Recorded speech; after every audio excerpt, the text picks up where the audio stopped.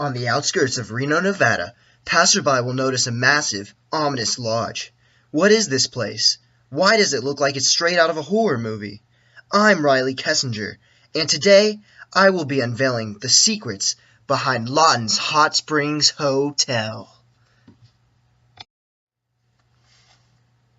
Sumner Lawton was born in Maine in the mid-19th century. The gold rush of 1849 caught Lawton's attention, and in 1852 he made his way to California via a cruise and hike through Panama, a treacherous journey which only the bravest prospective miners could survive. After 7 years of grueling labor in the mines, Lawton found a wife and moved to beautiful Reno, Nevada. Using what little he had earned in the mines, Lawton bought ranch land in 1884 for the huge price of $1,040. That's the equivalent of 25 grand today. Sumner Lawton, the man who would go on to establish Lawton's Hot Springs, lived a life straight out of a Western movie.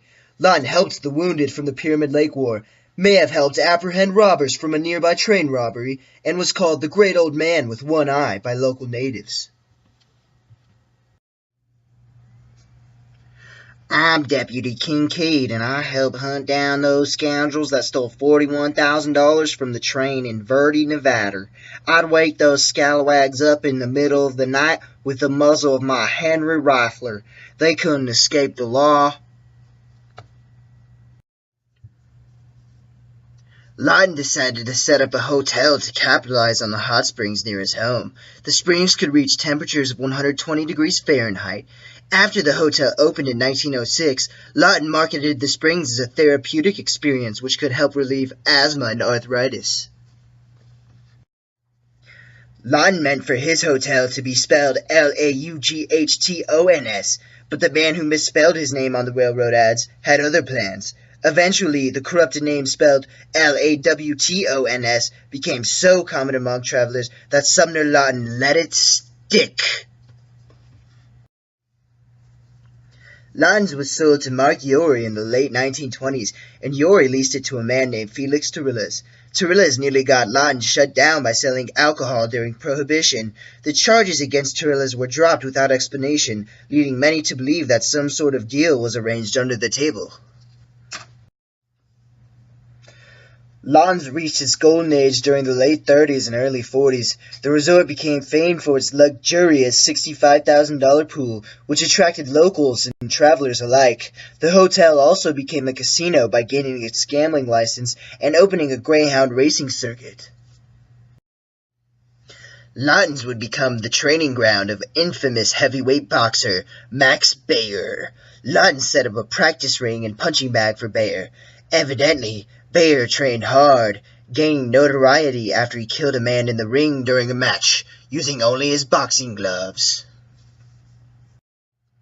Under the ownership of Mark Yorey, Lawton's became a bit less family-friendly.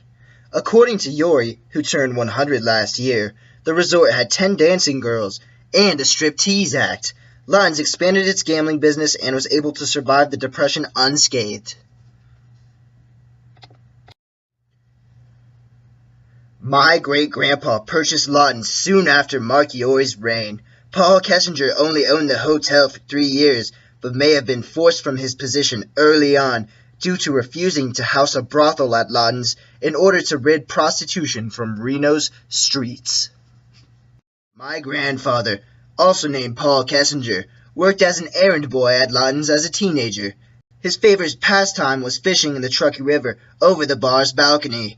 His strangest story involved discovering audience members huddled in a hypnotized state, hours after a hypnotist had performed.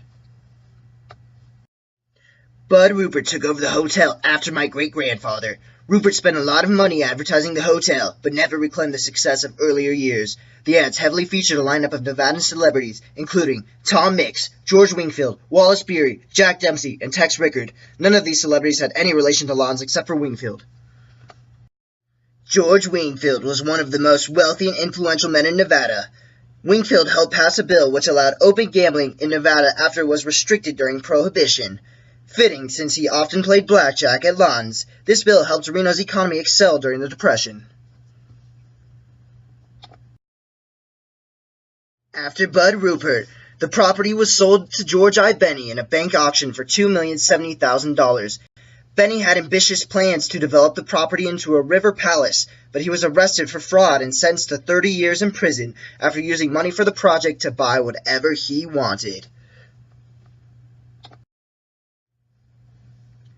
The structure that stands today is as far as Benny got.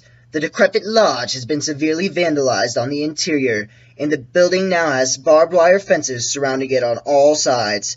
Sources reveal that the site is currently used as a SWAT training ground.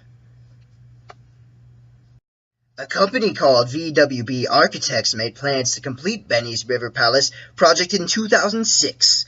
On the bright side, Lawton will be able to connect to Reno's sewage system, but unfortunately, the site is in a FEMA flood zone, which could hamper future development.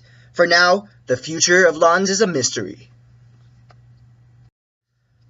Welcome to just 3 short months ago. My grandparents came up to visit me after my first 2 weeks in college. Upon discussing the relationship between my English class and the Truckee River, my grandfather informed me that his father had owned a hotel on the river.